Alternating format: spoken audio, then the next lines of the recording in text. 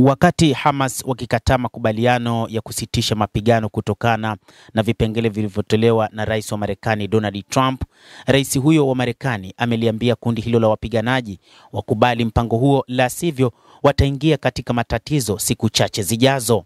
Hata hivyo, amesema kwamba Hamas watapelekwa kuzimu. Rais Donald Trump ametoa shinikizo kwa Hamas kukubali mpango wake wa amani wa Gaza wenye hoja 20 na kuliambia shirika hilo siku 3 au 4 wanapaswa kujibu.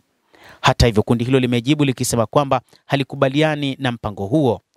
Rais huyo wa Marekani ametoa tishio la dharura zaidi kwa wakati huu katika historia ya Marekani, akisema kwamba ni dharau ikiwa Hamas hawatakubaliana na mpango huo, na hivyo amewaambia Hamas kwamba wataenda kuzimu.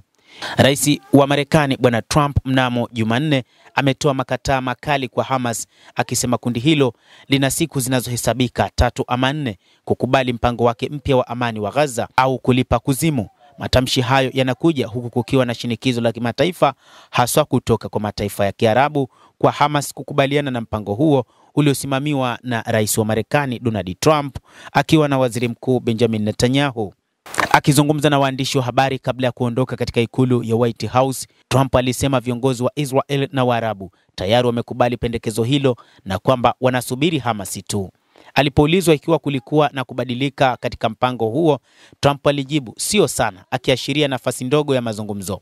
Baadaye amewahutubia maafisa wakuu wa kijeshi wa Marekani huko Quantico, Virginia, akionya kwamba tuna saini moja ambayo tunahitaji na sahihi hiyo italipa kuzimu ikiwa hawatatia saini. Natumai watasaini kwa manufaa yao wenyewe na kuunda kitu kizuri sana. Mpango huo wenye vipengele 20 uliowasilishwa Jumatatu katika ikulu ya White House pamoja na waziri mkuu Benjamin Netanyahu unajumuisha kuachiliwa mara moja kwa mateka wote 48 ambao bado wanashikiliwa Gaza. Karibu 20 kati yao wanaaminika kuwa hai ndani ya saa 72 baada ya kutiwa saini. Inaaminika kwamba wanapaswa kutolewa mapema, huku rais huyo wa Marekani akiamini hilo linawezekana.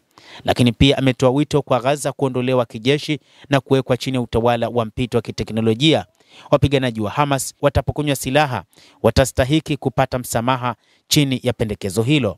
Hata hivyo, waziri mkuu wa Israel Benjamin Netanyahu aliwahi kuweka wazi baada ya tamko la rais wa Marekani kuhusu mpango huo, huku akisema kwamba wao hawatawaondoa wanajeshi wao mara moja kama ambavyo waandishi wa habari wengi waliandika kupitia vyombo mbalimbali vya habari ulimwenguni. Waziri mkuu wa Israel Benjamin Netanyahu yeye alisema kwamba kitakachofanyika ni kuondoka kwa wanajeshi wachache, lakini idadi kubwa ya wanajeshi wataendelea kuwepo katika eneo hilo la ukanda wa Gaza wakilinda amani. Israel iliidhinisha mpango huo ambapo ilisisitiza dhamira yake ya kufikia malengo yake ya kivita na kubomoa uwezo wa kijeshi wa Hamas, kuachilia mateka na kuhakikisha Gaza haileti tishio tena, ikiwezekana kupitia diplomasia. Waziri wa mambo ya nje Gideon Saar akizungumza mjini Belgrade pamoja na mwenzake wa Serbia alisema kukubali kwa Israeli mpango huo ni sawa na malengo yake ya usalama, lakini tunapendelea kuyafanikisha kupitia njia za kidiplomasia, aliongeza. Alionya hata hivyo kwamba Hamas wanaweza kujaribu kuchelewesha au kubadilisha masharti kulingana na tabia za zamani. Kwa kawaida kujaribu kufungua na kufunga, kubadilisha masharti, kuepuka utekelezaji, lakini tutaona, alisema waziri huyo. Rais wa Marekani Bwana Trump kuhusu historia ya wanachama wa Hamas amesema huenda wakakataa mpango wa amani wa Hamas, lakini ameonyesha tishio kwamba Hamas watakutana na mkono mrefu kupitia Marekani pamoja na Israel. Basi mtazamaji wa The World News, hayo ndio tuliokuwa nayo kwa wakati huu, na nikusitu usisahau kulike, usisahau kucomment, kadhalika na kusubscribe channel yetu hii ili upate habari hizi kwa mapana kupitia hapa The World News. Jina langu ni Adam Hussein. Endelea kuwa nasi wakati wote, endelea kutufuatilia uyajue mengi yanayojiri duniani kupitia The World News.